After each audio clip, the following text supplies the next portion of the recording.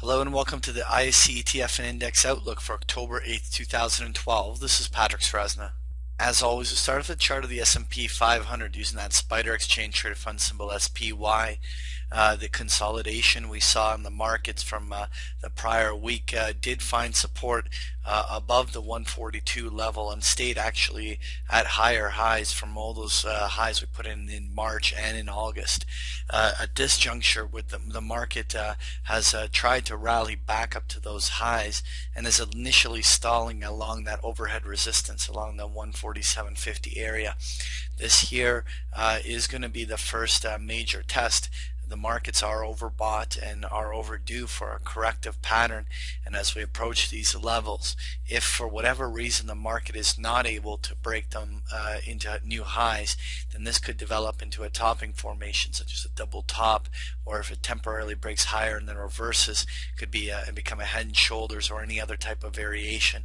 Ultimately, this is a very key level from which the bulls must prove that they're ready to take the markets to the next level, because if this is where the price action starts to stall, we may be seeing the swing high for this market move, and a correction of even up to 50 to 100 S&P points may be around the corner. Before we call that market correction, let's first give it the bulls the benefit of the doubt and see whether or not they can actually push this market to a higher high. Next here, I want to take a look at the ISE Cloud Computing Index, which is a symbol CPQ, and we had a bullish breakout on that Cloud Computing Index to about the 225 level about a month ago. In fact, we were quite impressed with the way the price action was able to hold above that 220 focal point that we've been more or less highlighting. Really at this stage though, with that reversal back down and subsequently now the consolidations at or below this 218, 220 area, really at this point leaves room for there to be still corrective patterns that may see even 210 to 207 on the downside during these corrective phases. Whether there's a bigger picture correction coming in the cloud computing space will have a lot to do with what the broader market does. If we see broader technology selling such as S&P and NASDAQ consolidation, that would certainly leave room for the cloud computing to weaken even further than that. But so long as the market behaves, we shouldn't see too much more downside beyond a $3, $4, $5 swing on the downside.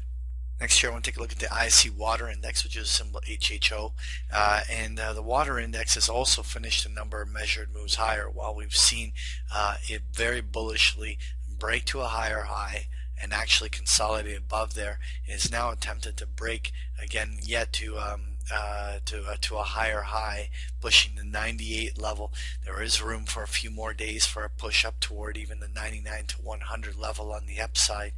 But we'll be looking to see if there's any stalling price action at the top end of the channel moving higher as we approach those overhead levels. That's a place where we could naturally see overhead resistance, and then inevitably, just like what we might see in the S&P 500 on the broader market, we could see corrective patterns develop off of here. Finally, I want to take a look at the ISE Global Platinum Index, which is symbol ORE. And the Platinum Index, we were looking to see whether the support around the 70 level would be coming in. And disappointingly, this index has continued to distribute all the way back down to its previous lows near the 65 level. This demonstrates that that bullish breakout that we saw certainly was not attracting any follow-through buying. This distribution is not healthy, and while there is a reasonable probability that we're going to get a bounce off the support, unless the bulls can demonstrate some sort of ability to keep the markets up at these higher levels, if we can't see a bullish reversal, it may mean that there's yet another move lower coming in the Platinum Index. That was your ISE ETF and Index Outlook. Thank you for joining me.